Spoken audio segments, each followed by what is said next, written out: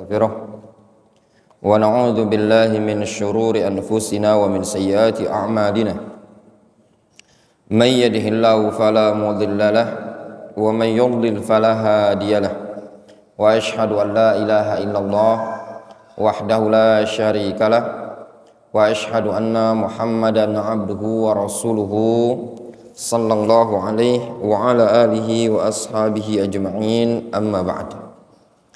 Kita lanjutkan yang disebutkan oleh Syekh Sulaiman Ar-Ruhaili hafizahullah ta'ala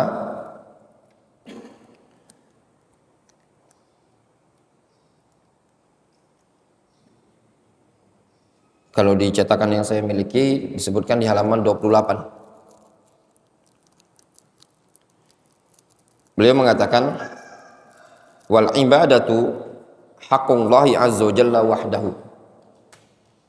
Ibadah adalah haknya Allah azza wa jalla semata.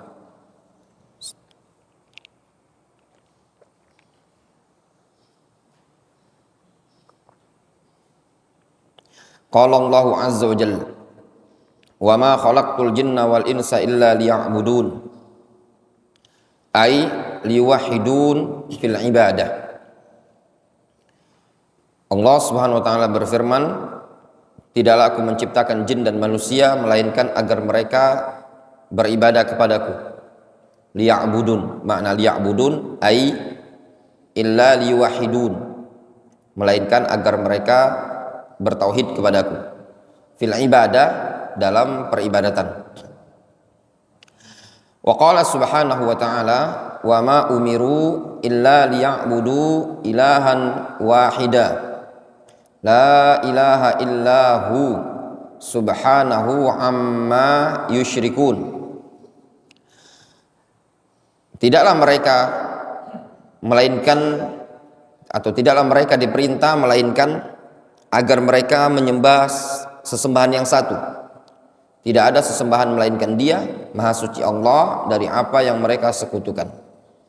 Ai annal khalqa kullahum ma umiru illa liya'budu ilahan wahidan. Bahwasannya makhluk seluruhnya tidaklah mereka diperintah melainkan agar mereka menyembah sesembahan yang satu. Fa kullu ma'budin duna hadzal ilah fa ibadatu syirkun wa zulmun. Setiap segala sesuatu yang disembah selain Tuhan yang satu ini, selain Allah Subhanahu wa taala, maka ibadahnya merupakan syirik yang sangat besar atau syirik dan kezaliman. Summa akkadallahu azza wa jalla hadza biqaulihi la ilaha illahu subhanahu amma yusyrikun. Fala ilaha illallah fala ilaha illahu fala ma'buda bihaqqin illa huwa subhanahu amma yusyrikun munazzahun subhanahu wa ta'ala an kulli syirkin. Kemudian Allah azza wa jalla tegaskan lagi hal ini dengan firman-Nya la ilaha illahu, tidak ada sesembahan yang berhak disembah melainkan Dia. Subhanahu amma yusyrikun, Maha suci Allah dari apa yang mereka sekutukan. Fala ilaha illahu, maka kalimat la ilaha illahu, fala ma'buda bihaqqin illa huwa, tidak ada yang berhak disembah melainkan Dia. Subhanahu amma yusyrikun, maknanya Dia Allah azza wa jalla munazzahun an kulli syirkin, disucikan, dibersihkan dari segala kesyirikan. Wa qala subhanahu wa ta'ala wa ma umiru illa liya'budullaha mukhlishina lahud-din hunafa. Allah Subhanahu wa taala berfirman, tidaklah mereka diperintah melainkan agar mereka beribadah kepada Allah seraya mengikhlaskan amalan agama ini hanya untuk Allah Subhanahu wa taala. Hunafa ini jamak dari hanif, sifat dari mukhlisin. Mereka adalah orang-orang yang ikhlas, lagi hunafa, yaitu orang-orang yang senantiasa menghadapkan diri kepada Allah dan berpaling dari selain Allah azza wa jalla. Fama umiru illa liya'budullaha wahdahu. Mereka manusia tidaklah diperintah melainkan agar menyembah Allah semata. Summa akkadallaha hadzal ma'na, summa akkadallahu hadzal ma'na biqaulihi mukhlishina lahud-din hunafa.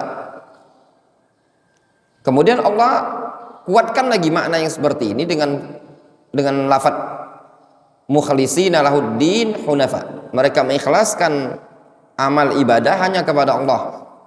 Wa hunafa ay ma'iluna 'ani syirki. Mujanibuna lahu. Mutamassikuna bitauhid. Makna dari hunafa ma'iluna 'ani syirki, berpaling dari syirik, mujanibuna lahu, menjauh dari syirik, mutamassikuna bitauhid, berpegang teguh dengan tauhid.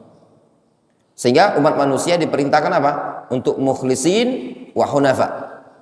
Ikhlaskan agama ini, ikhlaskan amal ibadah hanya kepada Allah, dan juga apa? Menjauh dari syirik. Enggak cukup ya ikhwan, antum cuma sekedar ikhlas tapi tidak ada mujanabatus syirki, tidak menjauh dari syirik. Kenapa? Orang kalau ikhlas dan tidak menjauh dari syirik, tidak menutup kemungkinan nanti khawatir jatuh pada kesyirikan. Karena ikhlas itu tadi, terkadang dia ikhlas dalam satu amalan, bisa jadi dia jatuh pada amalan yang lain, pada kesyirikan tadi. Makanya Nabiullah Ibrahim alaihissalam beliau berdoa, wajnubni wa baniya an na'budal asnam. Ya Allah, jadikan atau jauhkan aku dan anak keturunanku dari menyembah berhala. Apa maknanya kata para ulama? Jadikan aku di satu sisi, syirik di sisi yang lain. Wa qala an-nabiy sallallahu alaihi wasallam, ya Mu'adz, hal tadri haqqallahi ala ibadihi wa ma haqqul ibadi 'ala Allah? Qultu Allahu wa rasuluhu a'lam. Nabi berkata kepada Mu'adz, wahai Mu'adz, apakah engkau tahu apa hak Allah terhadap hambanya dan hak hamba atas Allah azza wajalla? Kata Mu'adz, Allahu wa rasuluhu a'lam. Allah dan rasulnya lebih mengetahui. Min babil faedah ya ikhwan, dalam bab syariat, kalau seandainya seseorang ditanya dengan menjawab Allah wa rasuluhu a'lam, itu diperbolehkan. Misalkan antum ditanya dalam hukum fikih atau hukum syariat dalam berkaitan dengan agama, antum menjawab Allah wa rasuluhu a'lam, itu diperbolehkan. Kenapa? Dikarenakan memang Rasul tahu tentang syariat. Hanya Allah dan Rasul yang tahu berkaitan dengan syariat ini tadi. Namun kalau perkara-perkara yang lam yaqa, belum terjadi, bukan berkaitan dengan syariat, cukup antum mengatakan wallahu a'lam atau Allahu a'lam. Ya. Kenapa? Karena Rasul tidak mengetahui lagi perkara selain syariat karena beliau sudah wafat. Qal fa inna haqqallahi 'alal ibad ay ya'buduhu wa la yusyriku bihi syai'an. Kata Rasul, hak Allah atas hambanya agar mereka menyembah Allah dan tidak menyekutukannya dengan sesuatu apapun. Wa haqqul ibadi 'ala Allah, wa haqqul ibadi 'ala Allah alla yu'adziba man la yusyriku bihi syai'an. Sedangkan hak hamba atas Allah, Allah tidak akan mengazab orang yang tidak menyekutukannya. Ya, Allah tidak akan mengazab orang yang tidak melakukan syirik. Orang yang tidak melakukan kesyirikan tidak akan diazab oleh Allah Subhanahu wa taala. Faman sarafa syai'an walau qalilan min anwa'il ibadati li ghairillah walau kana fadilan faqad asyraka. Maka barang siapa yang memalingkan sedikit saja, dia sedikit katanya, dari jenis-jenis ibadah kepada selain Allah, walau kana fadilan, meskipun orang yang memalingkan tadi adalah orang yang fadil, orang yang mulia, orang yang istimewa, para nabi, para rasul misalkan, maka sungguh dia terjatuh pada perbuatan syirik. Difahami? Jadi bukan menilai siapa yang melakukannya, tapi yang dinilai perbuatan yang dilakukan. Mau yang melakukannya tadi keturunan nabi sekalipun, kalau jatuh pada kesyirikan, maka dianggap dia telah jatuh pada kesyirikan. Wa qala ta'ala wa annal masajida lillahi fala tad'u ma'allahi ahadan. Bahwasannya masjid-masjid, jelas tafsir yang pertama al-masajid maknanya al-makan al-mu'tad lis-shalah, tempat yang biasa dipakai untuk salat. Atau makna masajid di sini a'dha'us sujud. Ya. Adalah milik Allah Azza wa Jalla. Fala tad'u ma'allahi ahadan. Jangan engkau berdoa, beribadah bersamaan Allah ke seorang pun dari kalangan makhluk. Wa ahadun, lafaz ahadun nakiratun fi siyaqin nahyi. Lafaz ahadun, lafaz nakira pada konteks larangan. Fa ya'ummu kulla ahadin, sehingga mencakup segala sesuatu. Kullu ahad. Fa sarfu syai'in minal ibadati li ghairillahi syirkun akbar billahi azza jalla. Maka memalingkan sesuatu dari suatu ibadah kepada selain Allah dikategorikan syirkun akbar, syirik besar kepada Allah azza jalla. Jelas? Karena umum. Fala tad'u ma'allahi ahadan. Wa qad qala asy-syekh rahimahullahu taala wa minhu az-zabhu li ghairillah kaman yazbahu lil jin aw lil qabri. Contoh di antara bentuk syirik. Lihat ya, saking pentingnya syirik ini tadi. Di Nawaqidul Islam ini kan ada 10 disebutkan oleh Syekh Muhammad bin Abdul Wahab. Beliau ketika menjelaskan syirik, beliau tidak menjelaskan secara global, tapi beliau rinci. Sedangkan yang lain beliau sebutkan secara global. Antum melihat matan Nawaqidul Islam itu seluruhnya global kecuali satu, bab syirik.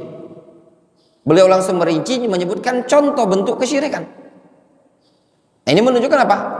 Ahamiyah, pentingnya bab yang satu ini tadi. Bab pertama itu bab syirik, beliau sebutkan secara global, lalu beliau sebutkan rincian. Contoh, wa minhu az-zabhu li ghairillah. Di antara bentuk syirik adalah menyembelih kepada selain Allah. Kaman yazbahu lil jinni aw lil qabri. Seperti orang yang menyembelih untuk jin atau untuk kuburan. Wa dzalika li khaturatiz zabhi li ghairillahi ta'ala. Kenapa disebutkannya menyembelih? Enggak menyebutkan syirik-syirik yang lain? Karena bahaya menyembelih kepada selain Allah Azza wa Jalla. Wa kasrati wuqu'ihi mimman yantasibuna ilal Islam. Yang kedua alasannya karena banyaknya terjatuh pada syirik yang seperti ini dari kalangan orang-orang yang menisbatkan diri kepada Islam. Wa hum ya'taqidun annahum yurdunallaha azza wajalla. Mereka, kebanyakan orang yang menisbatkan diri kepada Islam, meyakini bahwasannya tindakan mereka tersebut membuat ridha Allah azza wajalla. Fa khassahu asy-syaikhu huna, sehingga syekh mengkhususkan menyembelih di sini. Jelas? Jadi beliau contohkan menyembelih karena banyak orang terjatuh pada bab az-zabhu. Ini di zamannya Syekh Muhammad bin Abdul Wahab. Di zaman sekarang juga sama ya ikhwan. Sama. Jarang kita jumpai. Ya, walaupun ada juga, jarang dijumpai orang langsung minta misalkan di pohon.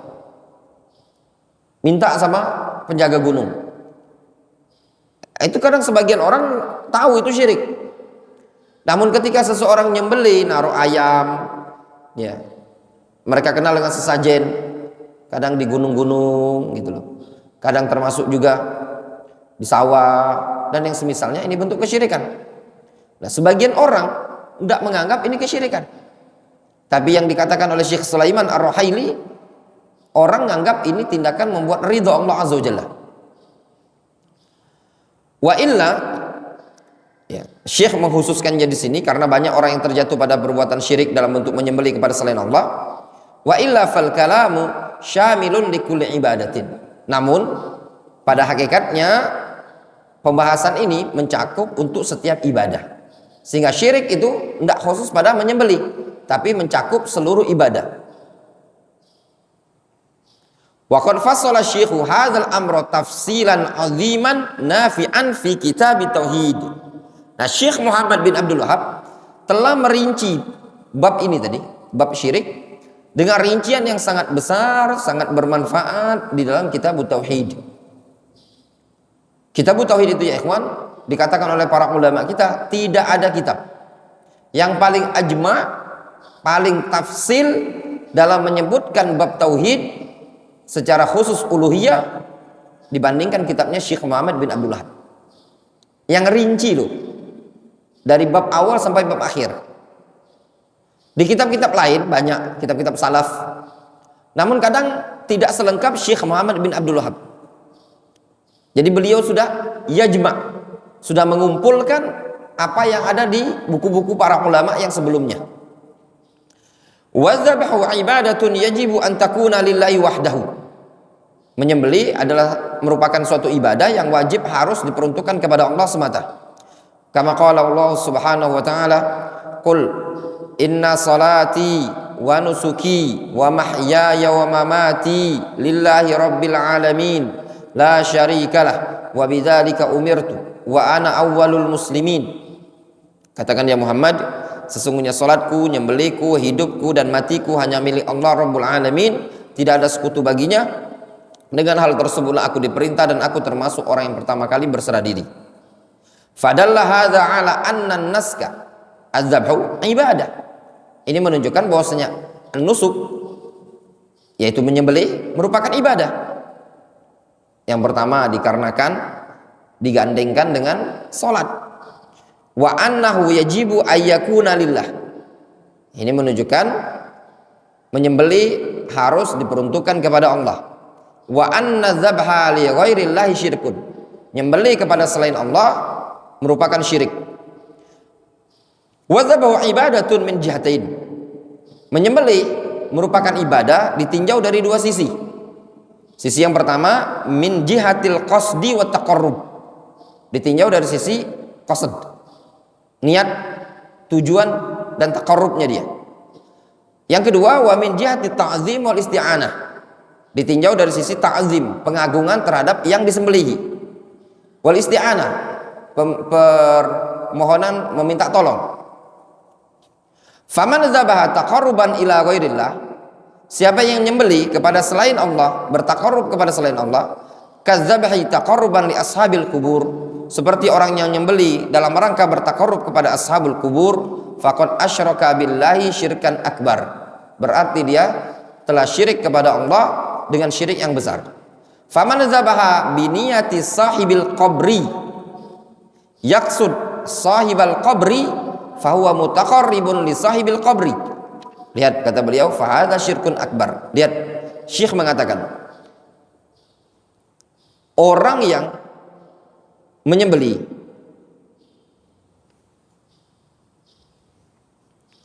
taqarruban li ashabil kubur, dalam rangka taqarrub kepada ashabul kubur. Ashabul kubur ini orang-orang yang sudah mati. Itu syirik dengan syirik besar. Yang menyembelih dengan niatan kepada sahibul kubur, yang dia tuju kepada sahibul kubur, pemilik kuburan, berarti dia taqarrub kepada pemilik kuburan. Difahami? Ini dianggap syirik besar. Wa ila hadhil jiha asyara syekh biqaulihi kaman yazbah lil qabri. Inilah yang sisi yang seperti ini diisyaratkan oleh Syekh Muhammad dengan keterangan beliau seperti orang yang menyembelih untuk kuburan. Ai li sahibil qabri. Makanya tadi Syekh Sulaiman mengatakan orang yang menyembelih kepada selain Allah dia jatuh pada kesyirikan dari dua sisi. Sisi yang pertama al-qasdu wa taqarrub. Niat dan taqarrubnya dia. Orang kalau nyembelih untuk selain Allah pasti ada niat apa? Taqarrub kepada selain Allah Subhanahu wa taala. Yang kedua yang disebutkan oleh beliau min jihati ta'zim. Kata Syekh Sulaiman, wa man dzabaha li makhluqin ta'ziman wa taqarruban au taqarruban wa isti'anatan. Siapa yang nyembelih untuk makhluk dalam rangka mengagungkan makhluk tadi dan taqarrub kepada makhluk tadi, atau taqarrub dan isti'anah kepada makhluk tadi. Kaman yazbah lil jin au yazbah li mu'azzam min bani adam yasta'inu bi ala jalbi naf'in au daf'i durrin faqad asyraka billah. Siapa yang nyembelih untuk jin atau nyembelih untuk sesuatu orang yang diagungkan dari kalangan Bani Adam, dia menyembelih dengan sembelihan tadi dia berharap meminta bantuan untuk mendapatkan manfaat dan menolak mudarat, maka ini dianggap syirik kepada Allah Azza wa Jalla. Ya ikhwan, antum lihat secara kenyataan orang tatkala menyembelih kepada selain Allah tujuannya apa? Untuk minta bantuan dalam rangka apa? Min bab jalbi naf'in au daf'i madar. Contoh misalkan ada orang bangun proyek hutan, kemudian dia ingin buat pabrik, proyek perumahan atau jembatan atau yang semisalnya, kemudian dipotongkan kambing. Tujuannya apa? Supaya dedemit di sana kabur kan? Supaya ndak, bahasa kampungnya kita itu, supaya ndak tenggoran, kesambet. Berarti kan tujuannya apa? Daf'u mudarrin. Jelas? Falladhi yazbah li sultan taqarruban ilaihi wa ta'ziman lahu hadza syirkun akbar. Orang yang nyembelih untuk sultan, untuk penguasa, dalam rangka taqarrub kepada penguasa tadi dan ta'ziman lahu, dan dalam rangka mengagungkan penguasa ini tadi, ini juga syirik besar. Ya. Misalkan seseorang, ada penguasa yang datang, ketika dia datang disembelihkan sebagai bentuk pengagungan, maka syirik besar. Tapi kalau dia nyembelih karena ini sebagai tamu, maka itu tidak dianggap sebagai syirik. Kita lanjutkan. Yang juga disebutkan ya ikhwan oleh sebagian para ulama kita dalam bab ini, termasuk menyembelih min ajli irda'il khasam, dalam rangka membuat ridho orang yang bertikai. Nah, mereka menyebutkan ini juga bentuk syirik. Ini biasa dilakukan oleh bangsa Arab ketika itu. Misalkan gini, ada dua suku yang bertempur, bertikai, tidak bisa berdamai, sampai disembelihkan seekor hewan. Sebagian para ulama kita mengatakan ini juga bentuk syirik besar. Alasannya kenapa? Ini menyembelih dalam rangka membuat ridho manusia. Kalau tidak disembelihkan, tidak ridho dia. Ada istilahnya tuh, lupa. Nah, ada istilah khusus penyembelihan ini yang mereka sebutkan. Ada yang ingat? Ada istilah penyembelihan yang untuk orang berdamai ini tadi.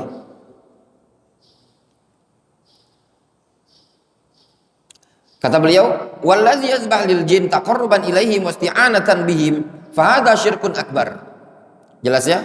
Orang yang menyembelih untuk jin dalam rangka taqarrub dengan jin dan isti'anah dengan jin, ini dianggap sebagai syirik besar. Faman yazbah ala babil bait inda awwali suknahu taqarruban lil jin hatta la yu'zihi al jin fa hadza syirkun akbar. Siapa yang nyembelih di depan pintu rumah ketika awal kali penempatan dalam rangka taqarrub kepada jin supaya jin tidak mengganggu dia, maka ini syirik besar.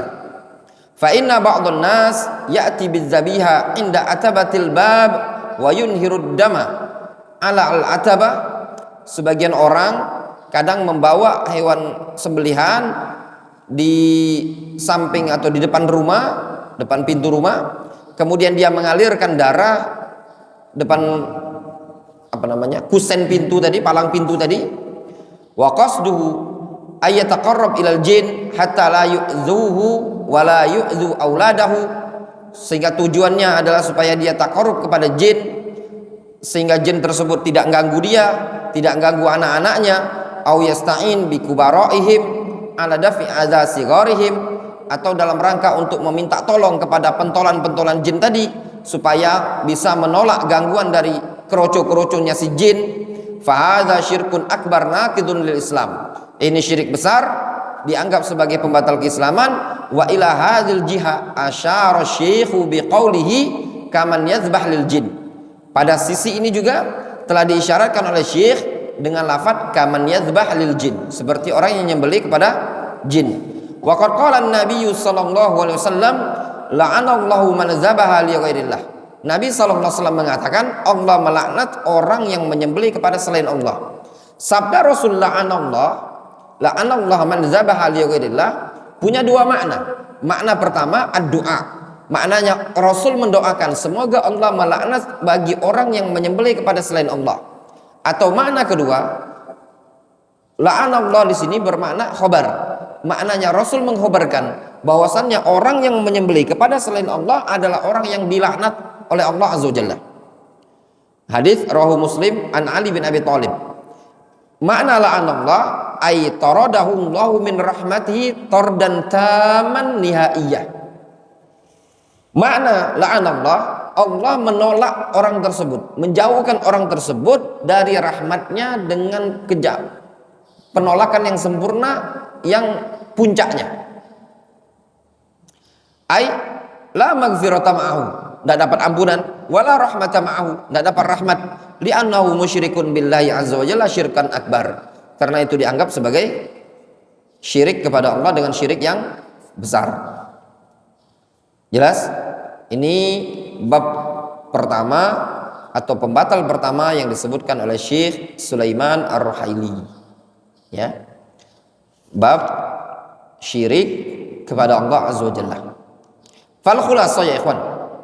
Sebagai pelengkap, syirik terbagi menjadi dua.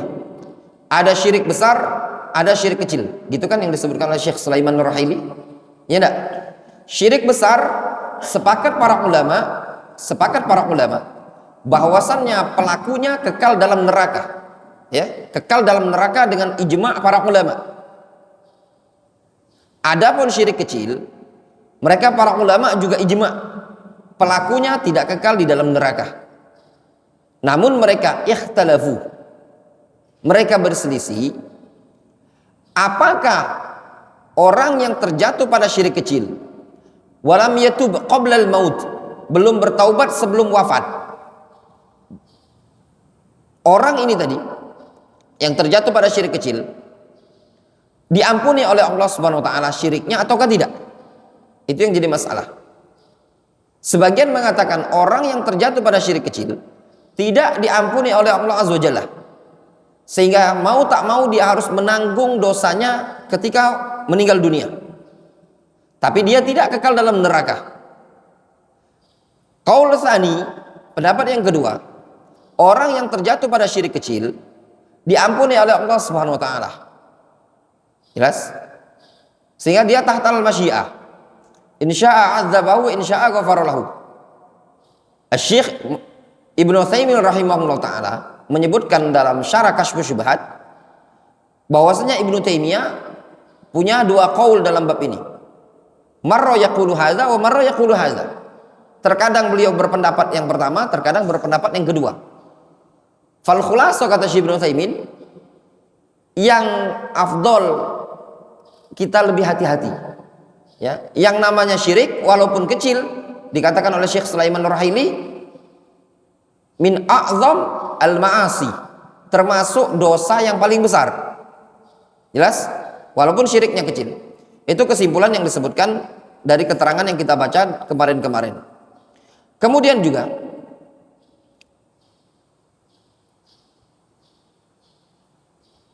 kesimpulan yang dari yang kita baca kemarin yang disebutkan Syekh Sulaiman ini juga, syirik besar disepakati oleh para ulama merupakan naqidun min nawaqidil Islam, pembatal dari pembatal keislaman dengan ijma' para ulama. Kemarin kita sebutkan yang menukilkan ijma' seperti Al-Qadhi Iyad, Ibnu Taimiyah sebagaimana dalam Majmu'ul Fatawa dan yang lainnya. Intinya yang menjadi pembatal keislaman ada pada syirik besar dengan ijma' para ulama. Adapun syirik kecil tidak menjadi pembatal keislaman, tapi tetap dikatakan dia dosa besar. Jelas? Contoh syirik kecil yang dicontohkan oleh Imam Ibnu Qayyim, yasirur riya, riak yang sedikit. Tapi kalau riak terus menerus itu bahaya. Jelas? Nah.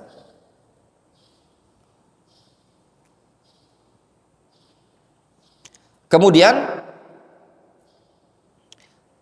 yang bisa kita ambil faedah pula bahwasanya syirik besar menggugurkan seluruh amalan. Menggugurkan seluruh amalan. Walau asyraku lahabita anhum ma kanu ya'malun. Kalau mereka melakukan kesyirikan, niscaya akan gugurlah segala sesuatu yang mereka dulu kerjakan di dunia. Tatkala mereka tidak bertaubat dan mati dalam keadaan syirik. Kemudian kesimpulan yang berikutnya. Apa makna syirik? Syirik adalah taswiyatul makhluk bil khaliq fima huwa min khasaisil khaliq. Menyetarakan makhluk dengan al-khaliq. Menyetarakan manusia, jin dan yang semisalnya dengan Allah Azza wa Jalla, Sang Pencipta, pada perkara-perkara yang merupakan kekhususan Allah Azza wa Jalla. Jelas? Baik dalam bab rububiyah atau dalam bab uluhiyah atau dalam bab al-asma wa sifat. Jelas? Itu namanya syirik. Jadi penyetaraan, mengangkat makhluk setara dengan Allah Azza wa Jalla. Itulah syirik. Kemudian yang juga bisa kita simpulkan dalam faedah yang kita baca, ya, di antara bentuk kesyirikan adalah menyembelih kepada selain Allah Azza wa Jalla. Orang yang menyembelih kepada Allah Subhanahu wa taala dinyatakan syirik. Ya. Dari dua sisi. Sisi yang pertama, orang yang menyembelih kepada selain Allah tujuannya adalah taqarrub kepada selain Allah. Ini merupakan syirik. Tujuan yang kedua, tatkala seseorang menyembelih kepada selain Allah dikatakan syirik karena setelah dia bertaqarrub tidak lepas dari isti'anah fi jalbi manfaatin au daf'i madarrin. Jelas? Itu bentuk kesyirikan. Nah, dua poin ini tadi, at-taqarrub wal isti'anah, at-taqarrub wal isti'anah wa ta'zim, itu adalah sesuatu yang merupakan hak khusus bagi Allah Azza wa Jalla. Orang kalau mau taqarrub hanya kepada Allah. Orang kalau mau mengagungkan dan isti'anah, mintalah kepada Allah Subhanahu wa taala. Namun ketika dia persembahkan kepada selain Allah, dianggap sebagai bentuk kesyirikan. Faham ya ikhwan? Sisi bentuk kesyirikannya tadi. Menyembelih adalah ibadah, kata Syekh Sulaiman, menyembelih adalah ibadah. Dari dua sisi. Yang pertama taqarrub kepada Allah Azza wa Jalla. Yang kedua, ta'zimul isti'anah. Nah, otomatis ketika orang menyembelih kepada selain Allah, dia akan melanggar dua perkara tadi. Perkara yang pertama, sisi taqarrubnya pasti dia taqarrub kepada selain Allah. Sisi kedua apa? Ada sisi pengagungan dan isti'anah kepada selain Allah Azza wa Jalla. Nah, untuk apa dia menyembelih, melempar kepala sapi kerbau di pantai selatan? Tujuannya apa?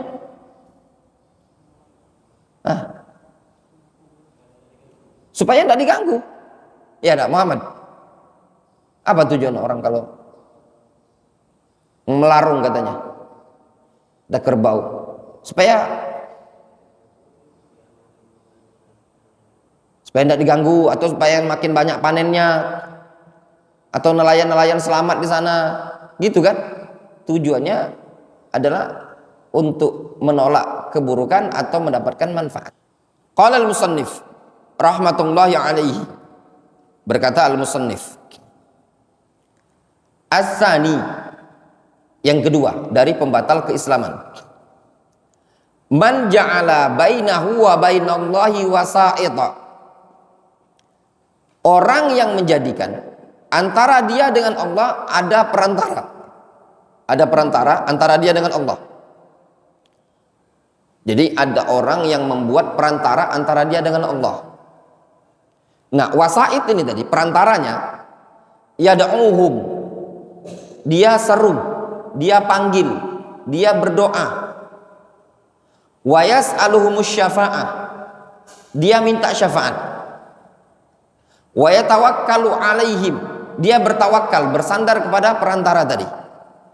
Kafaro ijma'an, maka orang seperti ini dinyatakan kafir dengan kesepakatan para ulama. Jadi Allah Subhanahu wa taala ada makhluk. Makhluk ini tadi membuat perantara, ya, antara dia dengan Allah. Nah, perantara ini tadi kadang dia minta kepada perantara, ya syekh, ya wali, ya enggak? Atau dia minta syafaat, ya da'uhum tuh doa langsung, minta permohonan. Atau dia minta syafaat. Kalau minta syafaat itu perantara ini diminta sama dia agar nyampaikan hajat kepada Allah. Itu namanya minta syafaat. Difahami? Atau dia bertawakal, bersandar hati kepada perantara ini tadi.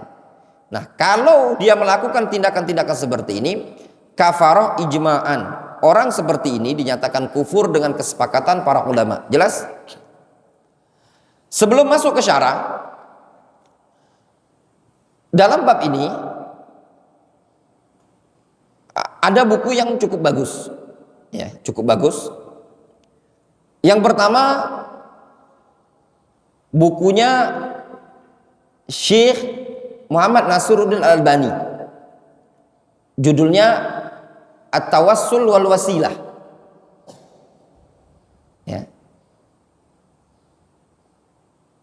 Karya Syekh Muhammad Nasiruddin Al-Albani. Pokoknya judulnya Tawassul. Ahkamu anwa'uhu. Pokoknya Tawassul. Karya Syekh Muhammad Nasiruddin Al-Albani, tipis bukunya. Ya. Nggak terlalu tebal-tebal sekali. Itu yang mungkin mudah didapat, disebutkan rincian sama beliau.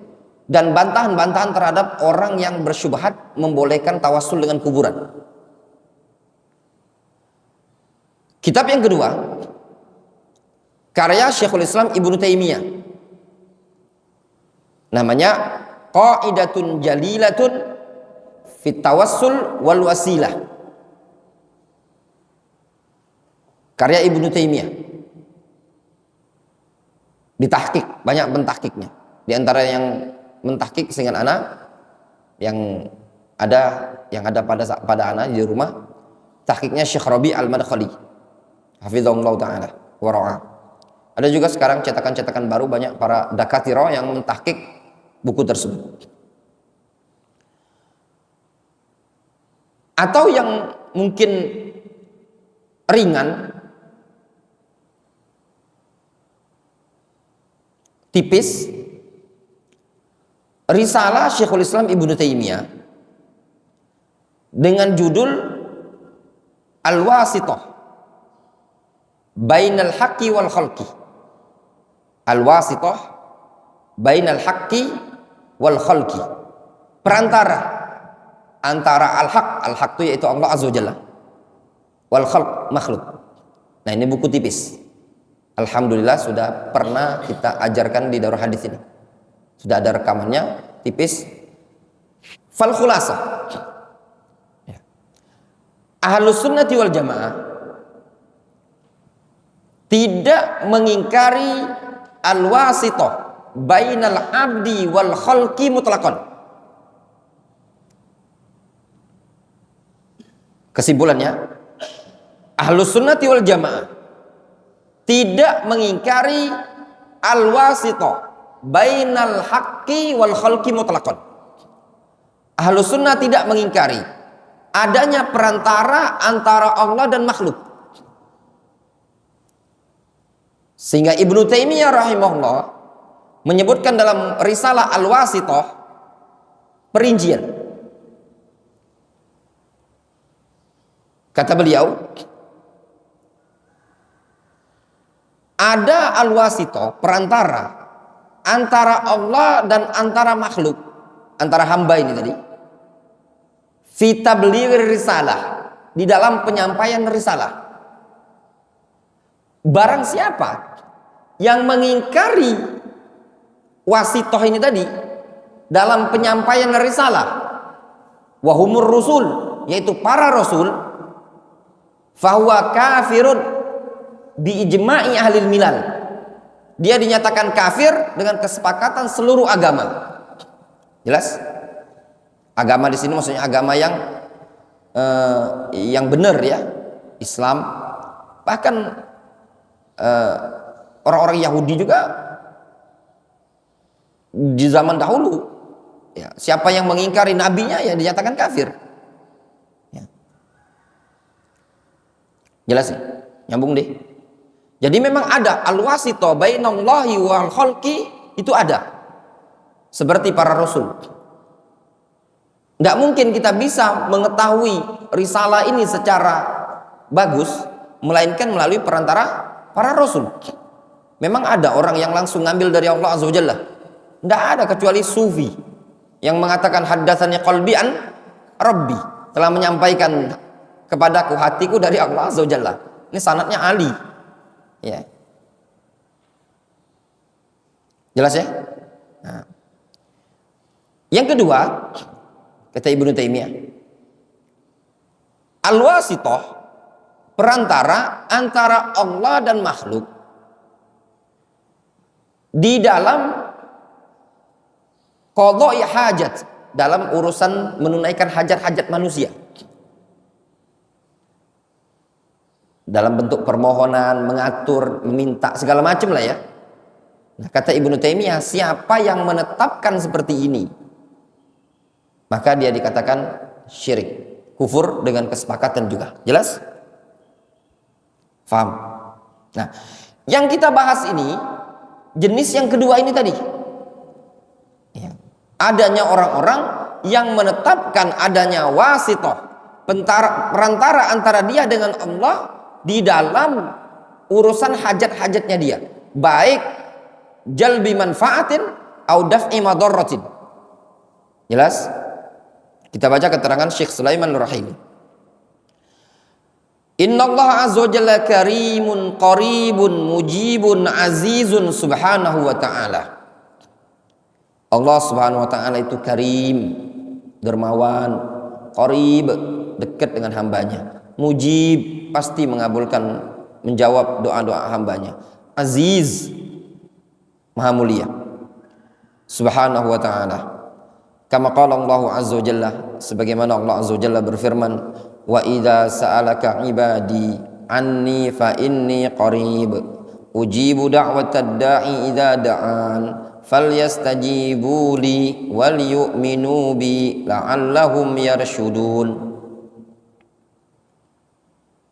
Apabila hamba-hambaku bertanya kepada engkau tentang aku, maka sesungguhnya aku sangatlah dekat. Aku akan mengabulkan permohonan orang yang berdoa tatkala mau berdoa kepadaku. Falyastajibu li wal yu'minu bi, maka hendaklah dia langsung, mereka umat manusia, menyeru atau menjawab seruanku dan beriman kepadaku, niscaya mereka akan mendapatkan petunjuk. Wa hadzal ayatu taqata alaik asyirki. Ayat ini memotong hubungan kesyirikan, memotong ikatan kesyirikan. Hubungan kesyirikan diputus dengan ayat ini. Kenapa? Fa innallaha ta'ala qarib. Allah Maha dekat. Fala yahtaju ila wasa'id yuwassiluna ilaihi. Allah Subhanahu wa taala Maha dekat. Dia tidak butuh kepada perantara yang bisa mengantarkan, yang bisa memperantarai, tidak butuh. Wa huwa mujib. Dia Allah Azza wa Jalla mujib, yang menjawab, mengabulkan permohonan.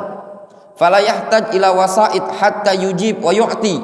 Sehingga Allah Subhanahu wa taala tidak butuh kepada perantara supaya menjawab atau memberi.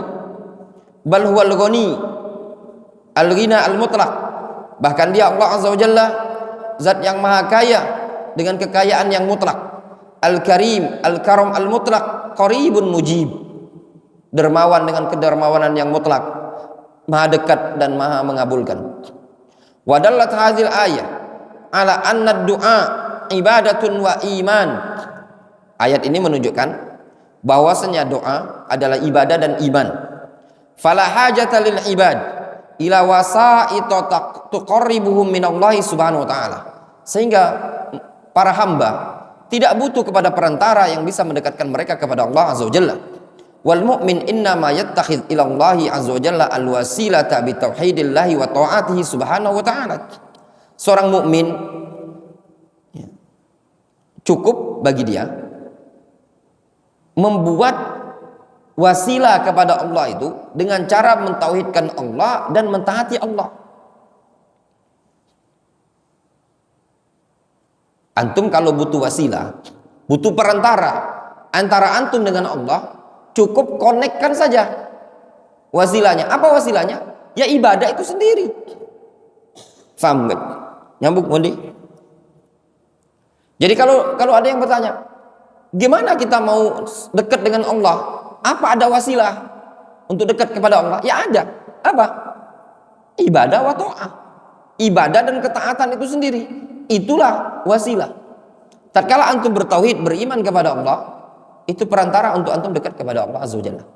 Tatkala antum ibadah, salat, seluruh ibadah taqarrub kepada Allah, maka itu petanda antum mendekatkan diri kepada Allah azza wajalla.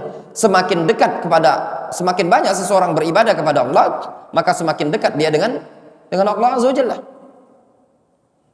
Kama qala Allah subhanahu wa ta'ala, ya ayyuhalladzina amanu taqullaha wabtagu ilaihil wasilah wajahidu fi sabili la'allakum tuflihun. Wahai orang-orang yang beriman, bertakwalah kalian kepada Allah dan carilah al-wasilah ilaihi, carilah wasilah kepada Allah.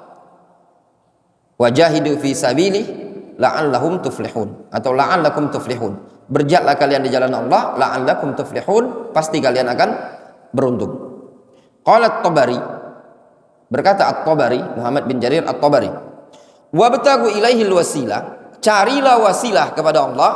Yaqul watlubu al-qurbata ilaihi bil amal bima yurdi.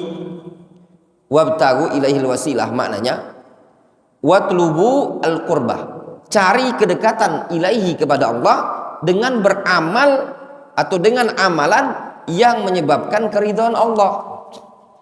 Antum pengen dekat dengan Allah, ya antum beramal dengan amalan yang diridhoi oleh Allah. Ketika seseorang beramal dengan amalan yang diridhai oleh Allah, maka dia akan dianggap sebagai orang yang dekat dengan Allah Subhanahu wa taala. Antum pernah dengar istilah ketika orang taat kepada Allah, rajin ibadah, "Oi, jangan diganggu. Beda nih kalau dekat dengan Tuhan tuh doa jadi makbul." Pernah dengar istilah kan ini? Oh, dia tuh dekat dengan Tuhan, makbul doanya. Ya enggak? Nah, kenapa kita mengatakan dia dekat dengan Tuhan, dekat dengan Allah? Karena dia orang yang soleh kan. Nggak ada orang, oh dia itu dekat dengan Tuhan. Kenapa? Karena dekat dengan kuburan itu. Dia sering ke kuburan. Ada nggak? Hah? Nggak ada. Itu menunjukkan fitrahnya orang, ya, fitrahnya kaum muslimin, orang awam tahu kalau mau dekat dengan Allah Subhanahu wa taala bukan deketin perantara, tapi dekat apa? Dengan ketaatan. Ya apa tidak? Oh itu. Dia tuh wong tuna, tidak banyak kendak. Wong yang dekat dengan Tuhan, gawe dia ke masjid tula, puasa, ngaji. Oh makbul doa dia tuh. Iya enggak? Kadang ada orang bilang, tolong Pak Ustadz, Pak Kiai doakan. Pak Kiai orang yang dekat dengan Tuhan. Kenapa orang awam meyakini dia dekat dengan Allah Subhanahu wa taala?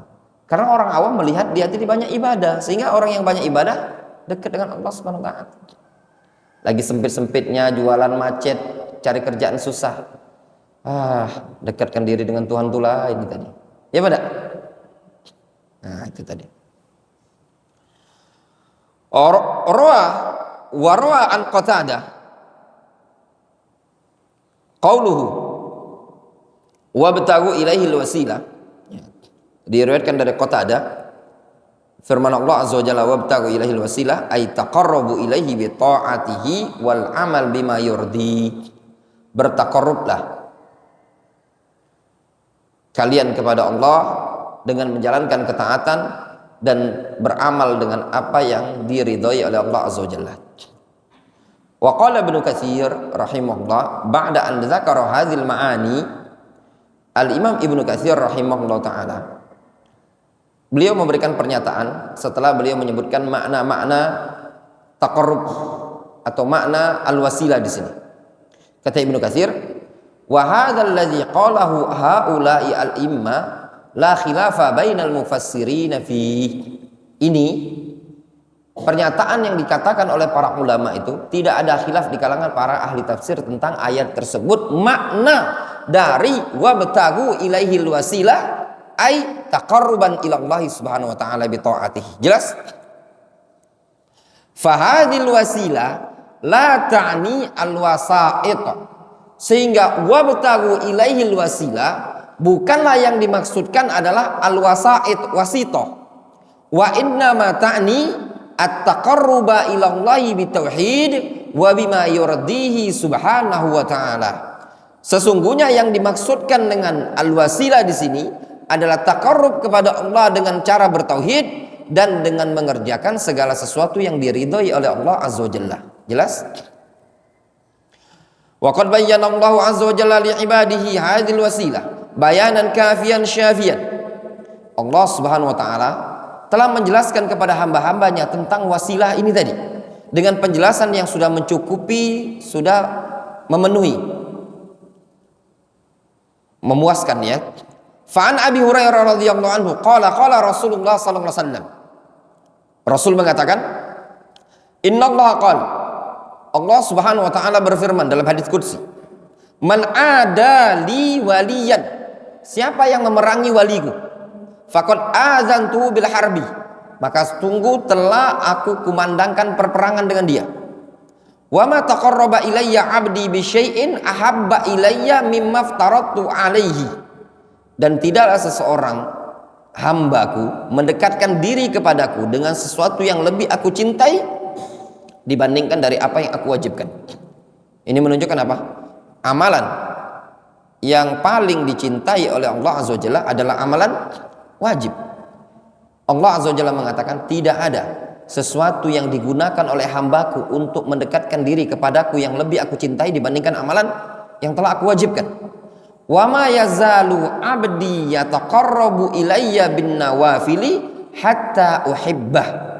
Dan tidaklah seorang hambaku senantiasa mendekatkan diri kepadaku dengan amalan-amalan sunnah sampai sehingga aku pun mencintai dia.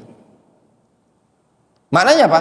Apabila seorang hamba yataqarrab ila Allah subhanahu wa ta'ala bin nawafil, fa Allah subhanahu wa ta'ala yuhibbuhu, maka Allah akan mencintainya. Antum pengen dicintai oleh Allah azza wajalla, maka dekatkan diri kepada Allah dengan ketaatan. Kemudian antum tingkatkan lagi dengan amalan-amalan sunnah. Kalau sudah antum dekatkan diri kepada Allah dengan ketaatan yang wajib, kemudian antum dekatkan diri kepada Allah dengan ibadah-ibadah sunnah, antum akan dicintai oleh Allah azza wajalla. Kalau antum sudah dicintai oleh Allah subhanahu wa ta'ala, maka Allah subhanahu wa ta'ala akan mengatakan kepada Jibril, "Ya Jibril, inni uhibbu fulanan fahibbah." Wahai Jibril, aku mencintai si fulan, maka cintailah dia. Fanada Jibril ahlas samawat. Lalu Jibril memanggil para malaikat yang ada di langit. Innallaha yuhibbu fulan fahibbu. Kata Jibril kepada para penduduk langit, sesungguhnya Allah telah mencintai si fulan, maka cintailah oleh kalian. Kalau Allah mencintai seseorang dan para malaikat telah mencintai orang tersebut, wa yudha'u lahul qabul fil ardi, maka dia akan ditetapkan oleh Allah bisa diterima di muka bumi ini tadi. Wadih, jelas? Ya ikhwan, tidak usah antum cari rekomendasi umat manusia, tidak usah cari tazkiyahnya umat manusia. Tazkiyahnya umat manusia itu belum tentu ditazkiyah oleh Allah azza wajalla. Tapi kalau antum ingin cari rekomendasi di sisi Allah subhanahu wa ta'ala. Dengan apa? Dengan taqarrub kepada Allah subhanahu wa ta'ala. Innallaha yudafi'u 'anil ladzina amanu. Allah yang akan membela orang-orang yang beriman. Wadih? Jelas? Nah, ini hiburan untuk antum. Yang penting bagi antum apa? Yang disebutkan dalam hadis ini. Kita bukan diciptakan untuk taqarrub kepada manusia. Kita diciptakan apa? Untuk taqarrub kepada Allah azza wajalla. Antum tanamkan saja prinsip antum, gimana kah antum perbaiki diri antum dengan Allah subhanahu wa ta'ala. Aslih bainaka wa bainallah. Kata para ulama, aslih bainaka ma bainallah. Perbaiki hubungan engkau dengan Allah subhanahu wa ta'ala, maka Allah akan perbaiki hubungan engkau dengan manusia. Kalau kita baik hubungan dengan Allah Subhanahu wa taala, Allah Subhanahu wa taala yang menggerakkan hati umat manusia untuk ridho kepada antum. Wa yudh lahul qabul fil ardi. Wadih? Jelas? Oke.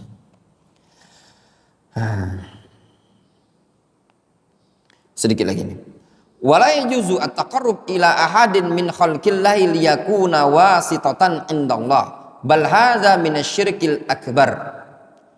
Tidak diperbolehkan bertaqarrub kepada seorang pun dari kalangan makhluk untuk menjadi perantara di sisi Allah Azza wa Jalla. Bahkan ini digolongkan termasuk syirik besar. Tidak diperbolehkan bertaqarrub kepada sesuatu, kepada seorang pun, baik dia jin, manusia, dari kalangan makhluk ini, untuk dia jadikan taqarrub kepada Allah Subhanahu wa taala sebagai wasithah. Ini digolongkan sebagai bentuk syirik besar, kata beliau rahimahullah, hafizahullah taala. Jelas ya? Adapun yang setelahnya Syekh nanti akan menyebutkan hujjatul wusata, hujjah orang-orang yang menjadikan perantara antara makhluk dengan Allah Azza wa Jalla. Ada perantara itu tadi ya. Nanti insyaallah di pertemuan berikutnya ya.